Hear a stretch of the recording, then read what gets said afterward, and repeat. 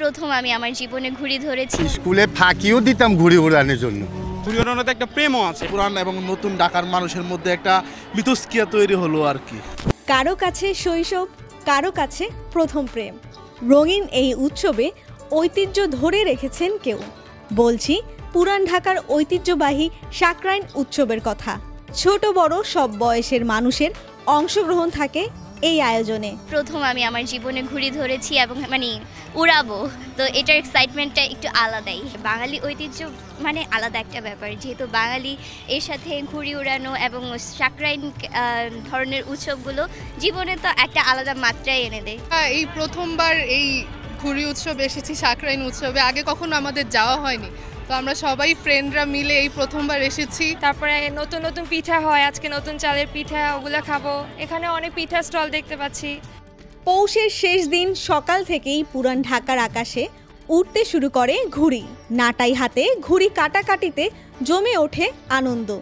বাংলা দিনপঞ্জির সংস্কারের পর কয়েক বছর থেকেই ঢাকায় সাকরাইনের আয়োজন হচ্ছে 2 দিন, জানুয়ারির 14 ও 15 তারিখে।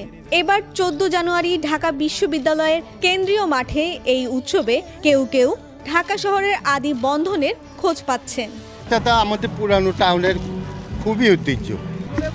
স্কুলে ফাঁকিও দিতাম ঘুড়ি ওড়ানোর জন্য। ক্লাস 3-4 যেই সময়টা ছিল সেখান থেকেই আমি মূলত ঘুড়ি উড়াই। আমি এখনও প্রতিনিয়ত আমার ছাদে এই সময়টা আসলে, সাকরাইনের সময়টা আসলে আমি 1 সপ্তাহ 2 সপ্তাহ মিনিমাম টানা উড়াই। আর এই ঘুড়ি ওড়ানোতে একটা প্রেমও আছে। এটা আসলে যারা উড়াইতে পারে বা এই সংস্কৃতির সাথে যারা মিশে গেছে, এটা তাদের অন্তর সবসময় গাথা হয়, এটা বলতে পারি। সেই সকালবেলা ঘুড়ি নিয়ে বের হতাম, তারপর নাওয়া খাওয়া বাদ দিয়ে সারাদিন ঘুড়ি উড়াতাম। আজকে হঠাৎ করে এই সাকরাইন উৎসব এসে সেই স্মৃতির কথা মনে হয়ে গেল। আলটিমেটলি এটা একটা মিলবন্ধনই বলা যায় আর কি। পুরান এবং নতুন ঢাকার মানুষের মধ্যে একটা মিথস্ক্রিয়া তৈরি হলো আর কি।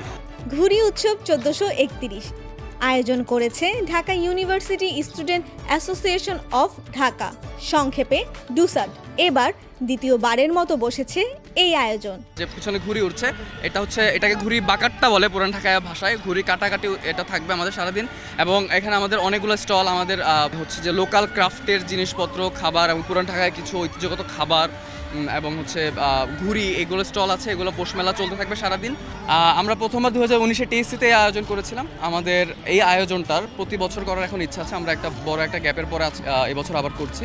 দিনব্যাপী ঘুড়ি ওড়ানো, পৌষ মেলার স্টলে স্টলে মানুষের সমাগম, নাগরদোলায় চড়ে খুশিতে মেতে ওঠার মতো নানা আয়োজনে আনন্দ ছড়াচ্ছে এই উৎসব।